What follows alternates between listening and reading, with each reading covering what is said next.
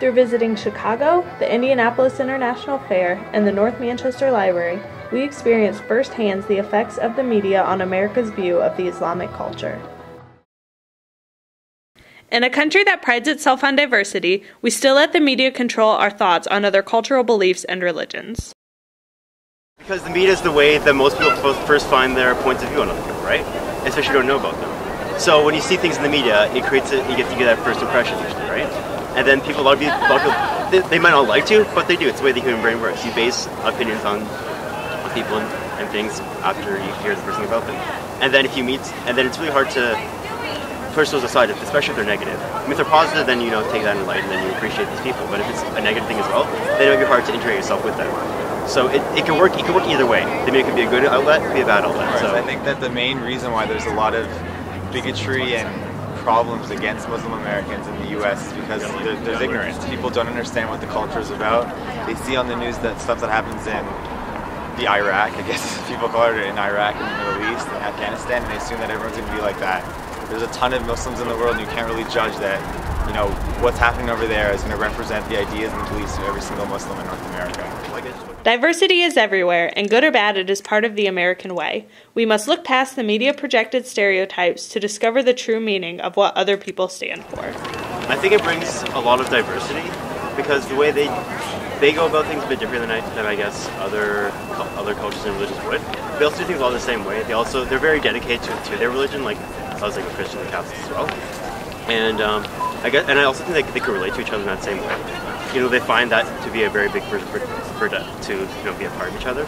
I think they should embrace that more. How they both so strongly feel about their religions, that they should try to use that as a way to be more talkative with each other. I think that, especially people, if they have issues with language barriers, if they have people that have issues with their own personal cultural understandings, it's harder, especially when you first come to a country.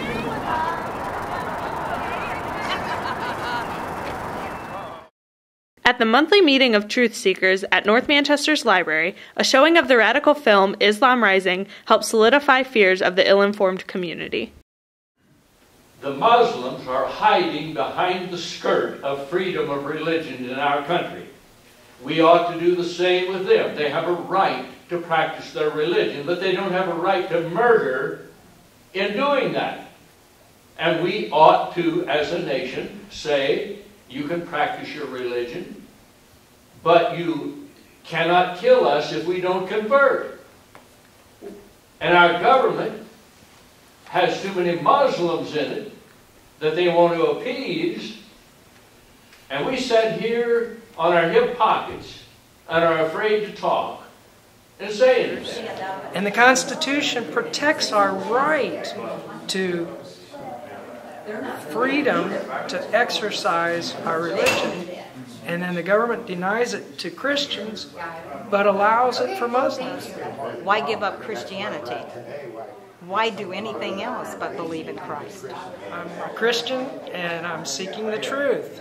I'm always seeking the truth. I think we're on a slippery slope. One of the things about Islam is that they like to get their foot in the door, make friendships, when everything seems peaceful, attack. I see problems in our schools today where, if you're going to teach about Islam, if you're going to teach about the different creation, about evolution, you need to talk about Christianity also. This is a Christian nation, and that's how we should be represented.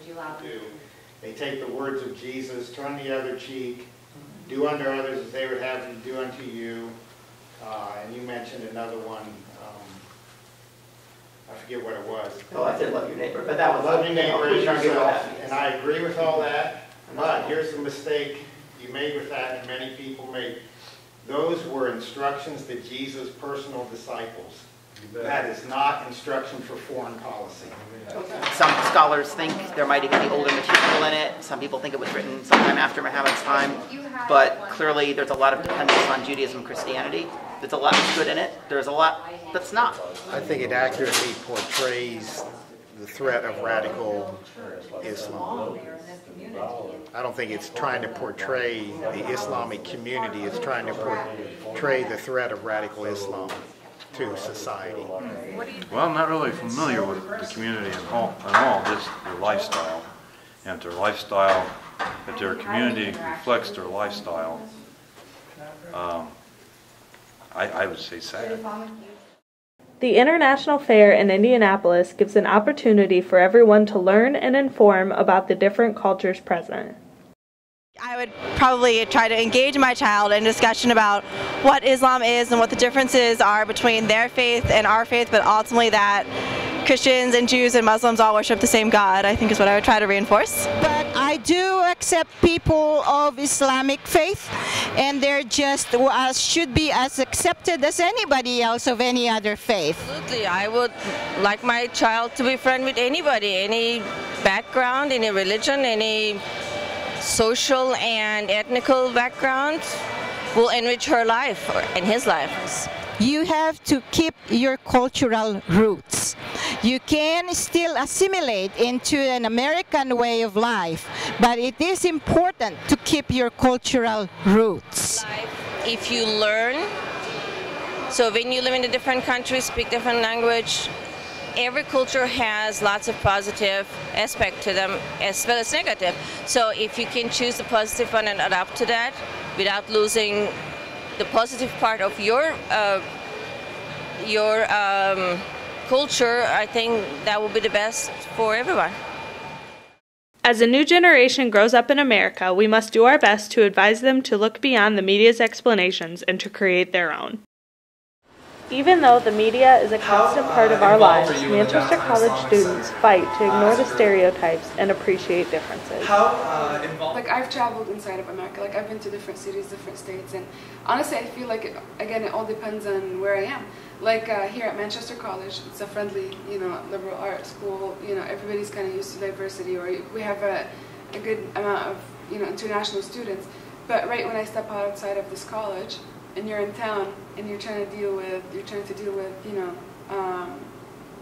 people like, who lived in this town their whole lives, and they've never, all they see is a negative publicity, or in the media about Islam. So they look at me, okay, obviously I don't look American, or even when me and my friend were like, for example, at the supermarket or a gas station, it's not spoken as much as you can feel like body language. They're kind of looking at us like, okay, we don't look Americans, they have an accent, where are they from? And when they do ask you, and I had like few people ask me like, where are you from? I noticed you had an accent, and I would say I'm Palestinian, from the Middle East, from Palestine, and automatically like face expressions is kind of like, okay, and they'd like walk away.